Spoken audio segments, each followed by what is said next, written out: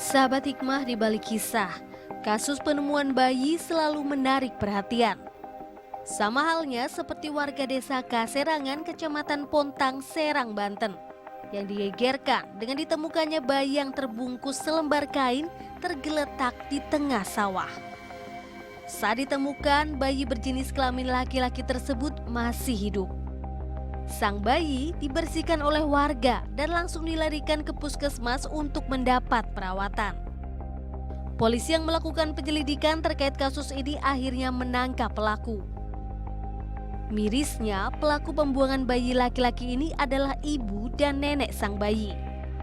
Mereka tega membuang bayi tak bersalah ini untuk menutupi aib karena hamil di luar nikah.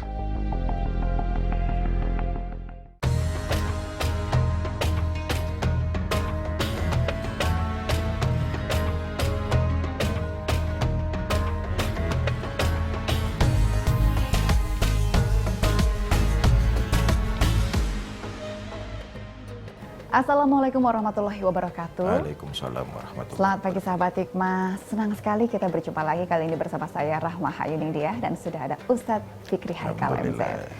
Pak Ustadz, Ya. ini demi menutupi aib sampai tega, sampai hati membuang darah daging sendiri. Hei, aibnya itu bukan di bayinya, justru bayi sangat suci, tidak berdosa, dan dalam Islam pasti diatur yang namanya menutup aib. Tapi pasti bukan seperti itu caranya. Kalau dalam Islam seperti apa, Pak Ya. Ustadz? Sebenarnya begini Mbak Rahma dan para pemirsa Net TV yang saya cintai. Semua kita ini pasti banyak benar aib dan kesalahan-kesalahannya. Allah tutupi aib-aib, kekurangan dan kesalahan kita. Kalau itu sampai terbongkar oleh Allah, selesai, sudah kehidupan siapapun kita. Ya. Tetapi ada cara Islam memberikan tuntunan untuk menutup aib. Misalnya, janganlah kalian menjelek-jelekan saudara kalian sendiri. Mohon maaf, teman kita memang sifat dan sikap serta perilakunya jelek.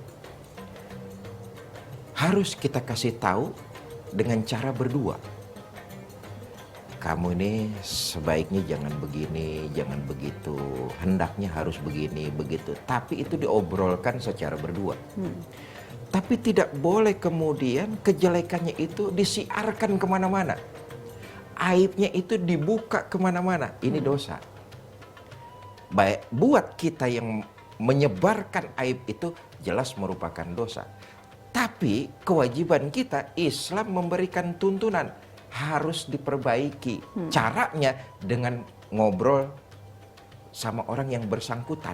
Kalau tayangan yang tadi kita saksikan menutup aib dengan cara seperti itu, ya caranya salah.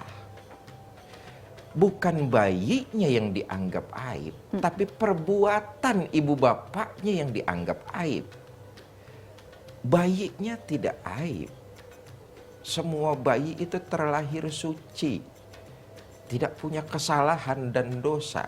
Justru perbuatan kedua orang tuanya, ibu bapak si bayi inilah yang dalam kategori aib, sebuah kesalahan. Melakukan perzinahan misalnya, lalu si perempuan hamil, melahirkan. Coba bayangkan dosa yang berturut-turut didapat oleh pelaku. Dosa perbuatan zinahnya, lalu kemudian dosa membuang bayi tersebut. Ya. Persoalannya kemudian salah kaprah bahwa bayi ini dianggap aib, lalu diperlakukan tidak sebagaimana mestinya, dibuang di tempat sampah. Wow, Masya Allah ya, perbuatannya yang sangat benar-benar sangat di luar nalar kemanusiaan. Karena itu menutup aib dianjurkan oleh agama, tetapi bukan aib yang kita saksikan seperti tayangan tadi itu. Bayi sama sekali tidak membawa kesalahan dan dosa terlahir ke alam dunia. Diperlakukan sebagaimana mestinya bukan kemudian disia-siakan, apalagi dibuang di tempat yang tidak sebagaimana mestinya, lalu dianggap itu sebagai aib dan kesalahan. Itu pemikiran yang keliru kalau menutup aib seperti yang dilakukan, yang kita saksikan di tayangan tadi itu, Mbak. Nah, tadi kan kata Pak Ustadz kita tidak boleh mempublikasikan aib orang lain. Betul. Tapi kalau untuk menutupi aib sendiri, apa yang harus kita lakukan, Pak Ustadz? Persoalannya adalah kita ini gampang ngelihat aib orang lain. Ya. Tapi kita susah atau masa bodoh terhadap kesalahan kita sendiri. Gengsi gitu Gengsi. ya. Paling gampang ngorek-ngorek kesalahan orang lain daripada kemudian menghitung-hitung kesalahan sendiri.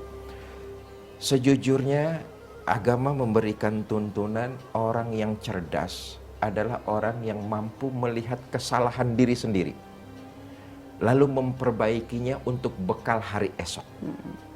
Artinya kita ini disuruh melihat aib diri kita, kesalahan diri kita, lalu kita perbaiki supaya perilaku, perbuatan, ucapan, tindak tanduk kita mengarah kepada yang lebih baik untuk sekarang dan hari esok. Iya, aib itu menjadi bahan kita untuk Introspeksi, betul. Oke. Pak Ustadz, kalau kita melihat atau mengambil hikmahnya di balik kisah yang tadi ada di tayangan, Betul.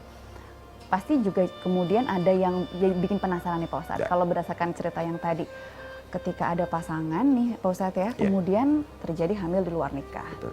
Ada yang bilang nih Pak Ustadz, katanya gak boleh langsung dinikahkan. Ya. Apakah itu betul kalau dalam Islam seperti itu Pak Ustadz? Para pemirsa Net TV yang saya cintai, umat Islam di Indonesia mengandung mazhab Imam Syafi'i, Syafi'iyah. Imam Syafi'i mengatakan bahwa sah pernikahan yang dilakukan laki-laki dengan perempuan walaupun perempuannya dalam keadaan hamil. Sah selama pertama tidak ada dalil yang melarang pernikahan tersebut. Yang kedua, kalau rukun syarat pernikahan itu terpenuhi, Mbak Rahma.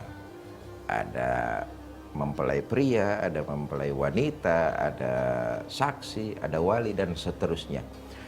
Kalau itu dilakukan, dipenuhi rukun syaratnya sebuah pernikahan, maka sah hukumnya. Nah, kita mayoritas bangsa Indonesia ini menganut mazhab Syafi'iyah. Tidak jadi persoalan dan sah menurut mazhab Imam Syafi'i. Wallahu a'lam bishawab. Baik. Menjaga komitmen dalam menjalani hubungan itu ternyata bukan hal yang sepele ya Pak Ustadz ya. Pun bahkan saat kita sudah menikah. Nah, ini ada persoalan klasik nih Pak Ustadz yang akan ditanyakan oleh jemaah hikmah. Permasalahan rumah tangga dengan ada hubungannya dengan mertua. Wah, ini akan kita bahas. Usai jeda, jangan kemana-mana sahabat hikmah.